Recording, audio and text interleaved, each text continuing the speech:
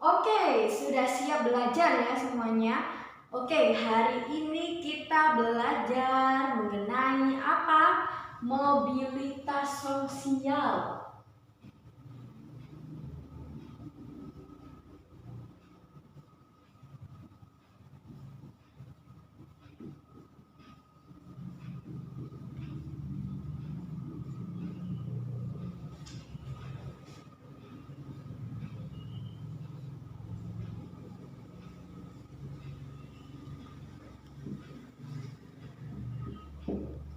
Ya, hari ini kita belajar mobilitas sosial. Apa saja yang kita pelajari pada hari ini? Pada hari ini kita akan belajar mengenai pertama apa? Pengertiannya. Pengertian mobilitasnya ya. Pengertian. Kemudian selanjutnya bentuk-bentuk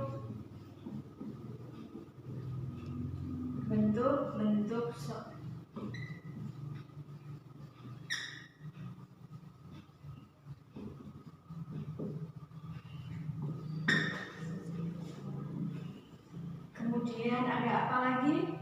Apa aja saluran-salurannya?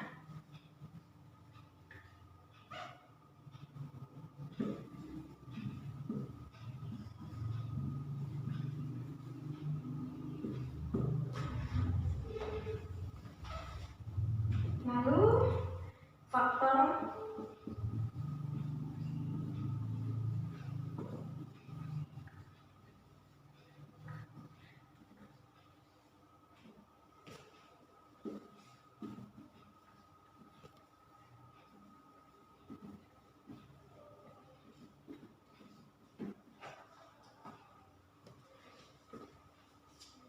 Oke, hari ini kita belajar mengenai mobilitas sosial ya. Ada yang sudah mengerti apa itu mobilitas sosial? Ada? Oke, coba dibuka LKPD-nya ya, dibuka halaman yang pertama. Mobilitas sosial, dari kata sosial kita tuh sudah tahu apa itu tentang yang ada di lingkungan sosial ya, yang selalu berkaitan dengan lingkungan sosial. Jadi mobilitas itu sama dengan mobilitas itu artinya perpindahan posisi atau kedudukan seseorang ya. Perpindahan posisi atau kedudukan seseorang dalam suatu kelompok maupun individu. Jadi, apa itu pengertian dari mobilitas sosial? Perpindahan kedudukan atau posisi seseorang maupun kelompok menjadi lebih baik atau sebaliknya ya. Dan di dalam mobilitas sosial terdapat bentuk-bentuk mobilitasnya. Bentuk-bentuknya yaitu dibagi menjadi dua. Apa saja? Apa saja Nana? Vertikal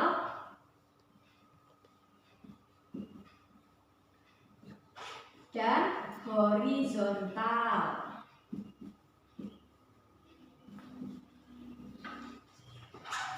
Apa itu yang vertikal? Vertikal itu berarti antara ke atas ataupun ke bawah. Jadi misalkan begini. Misalkan Bu Eni tuh punya tetangga. Lah, si dia ini dulunya adalah seorang anak petani. Tetapi karena dia giat belajar, dia bisa menjadi dokter. Jadi mobilitas sosial si Rudi ini adalah bentuk mobilitas sosial vertikal naik. Jadi di dalam mobilitas sosial vertikal itu juga menjadi dua, ke atas ataupun ke bawah, ke atas dan ke bawah. Yang ke bawah itu contohnya seperti apa? Contohnya adalah misalkan begini. Awalnya dia adalah seorang pengusaha. Kemudian suatu hari dia bangkrut, dia lalai, malas-malasan, bersantai-santai ria. Akhirnya usahanya apa? Bangkrut. Pinter. Kalau usahanya bangkrut, berarti gimana? Dia mengalami mobilitas sosial vertikal turun atau ke bawah. Mengerti semuanya? Ngerti. Oke, si pinter. Jadi mobilitas sosial vertikal itu menaikkan kedudukan seseorang ataupun menurunkan kedudukan seseorang, menjadi lebih baik atau menjadi lebih buruk, gitu ya. Sama seperti kalian, kalau misalkan kalian tidak mau belajar, bisa saja nanti gimana? Mau menjadi gelandangan? Tidak kan? Mau menjadi anak yang hanya tukang-tukang ngamen gitu? Mau nggak? Nggak mau kan? Oleh sebab itu kita harus apa? Pandai belajar biar besok misalkan oke Bu, saya pengen jadi dokter. Oke Bu, saya pengen jadi guru. Berarti harus apa? Harus belajar biar mengalami status sosial naik. Oke. Terus yang selanjutnya adalah horizontal. Kalau yang horizontal itu seperti apa? Horizontal itu sama dengan setara ya. Setara, set. Jadi itu seperti apa kalau horizontal? Kalau horizontal itu seperti begini. Bu Eni sudah menjadi guru selama 5 tahun. Bu Eni menjadi guru selama 5 tahun. Dan 5 tahun ke depan Bu Eni akan dipindahkan ke sekolah A. Bukan sekolah di sini. Jadi akan dipindahkan ke sekolah yang lainnya. Itu namanya apa? Perpindahan status sosial, tetapi tetap setara ya. Jadi tetap setara. Ini disebut apa? Bentuk-bentuk mobilitas sosial horizontal ya. Jadi dia tidak mengubah status menjadi lebih baik atau lebih buruk, tetapi ya sama aja, hanya dipindahkan tugas, dipindahkan tempatnya gitu. Ada yang punya ayah seorang yang bekerja di dinas? Ada?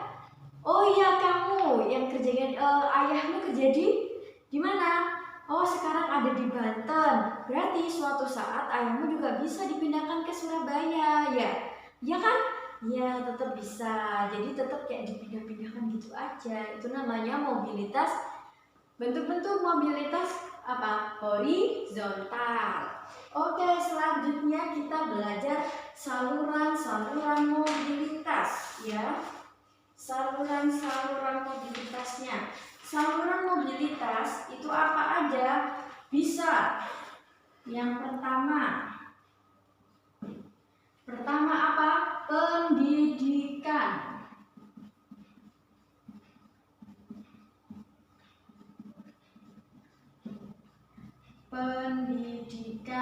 Terus yang kedua apa? Organisasi politik.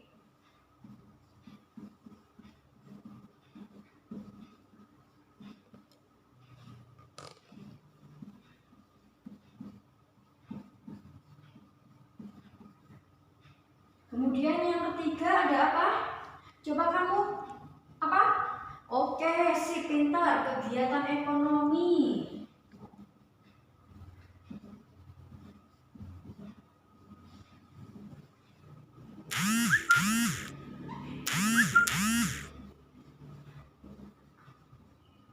Dan yang terakhir adalah organisasi profesi.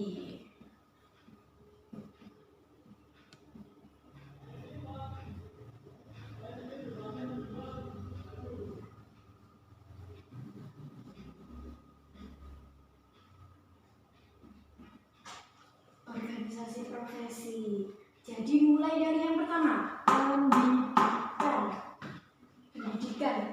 Kenapa kok dari pendidikan kita bisa menaikkan derajat seseorang ataupun bisa merendahkan derajat seseorang? Kenapa begitu? Karena pendidikan adalah juga salah satu kunci utamanya. Contoh begini, di zaman sekarang ini perusahaan atau tempat kerja ataupun orang-orang sekitar kalian akan memandang seseorang dari apa? Dari pendidikannya. Contohnya begini, si Benny adalah sarjana S1 dan si Budi hanya lulusan SMP. Mana yang dipandang lebih tinggi derajatnya? Pasti si Benny, karena dia lulusan sarjana. Dan dari pendidikan ini kita bisa tahu ya, dari saluran mobilitas pendidikan, seseorang bisa menjadi lebih mudah untuk menggapai cita-citanya.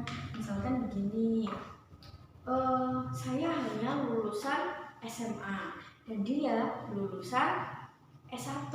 Kalau misalkan saya berangkat ingin melamar suatu pekerjaan, mana yang didahulukan?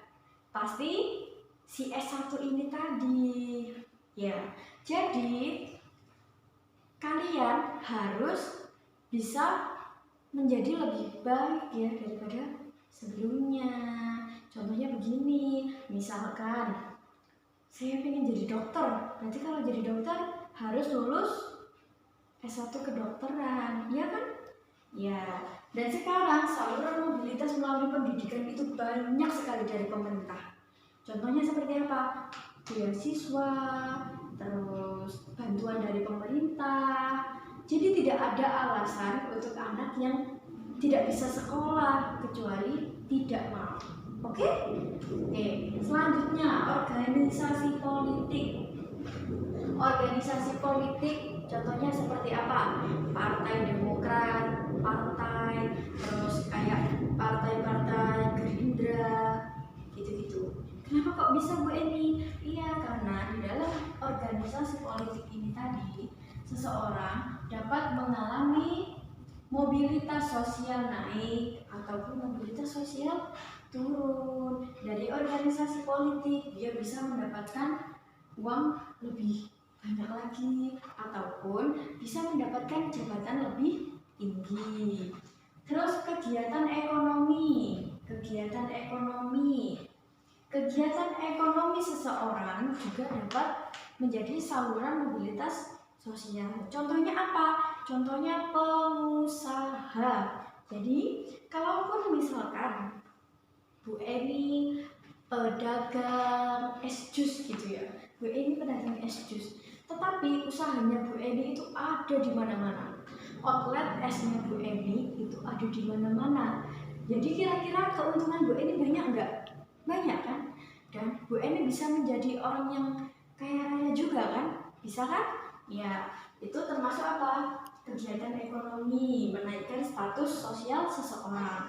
Dan yang terakhir adalah organisasi profesi.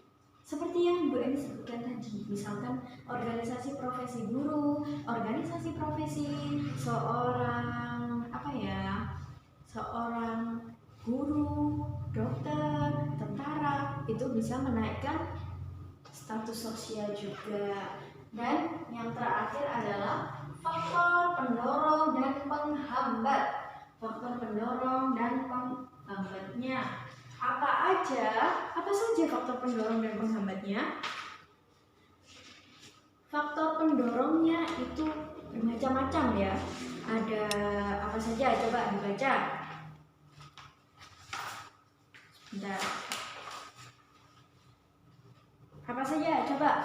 Faktor sosial, pintar. Faktor ekonomi, kemudian faktor politik. Terus ada lagi?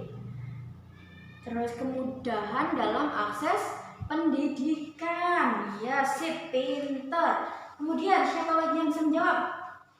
Oh iya, sudah ya. Oke. Kalau faktor penghambatnya apa saja ya? Kemiskinan. Oke, kamu apa? Diskriminasi, pintar. Kemudian kalau kamu? Oh sudah ya, ya hanya dua. Ada apa? Kemiskinan dan diskriminasi. Kenapa kemiskinan menjadi faktor penghambat? Karena melalui kemiskinan kita juga susah untuk sekolah, susah untuk menaikkan status sosial kita. Ya. Dan kenapa kok diskriminasi? Karena di zaman sekarang ini, nggak ada sih ya kalau zaman sekarang. Kalau zaman dahulu, misalkan begini, dari sekolah-sekolah yang dibangun sama pemerintah Hindia Belanda, itu tuh yang boleh sekolah hanya orang-orang Eropa. Orang Indonesia itu nggak boleh sekolah. Itu namanya apa? Diskriminasi. Itu tidak boleh.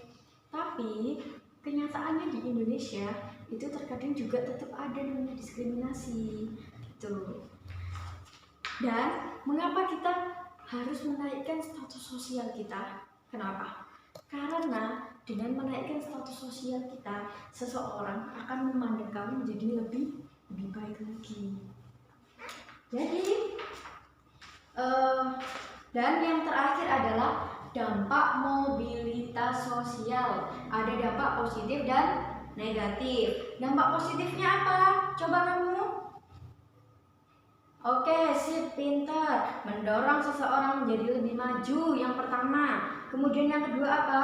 Mempercepat tingkat perubahan sosial. Terus yang terakhir, meningkatkan integrasi sosial. Integrasi itu apa? Integrasi itu menyatukan, ya.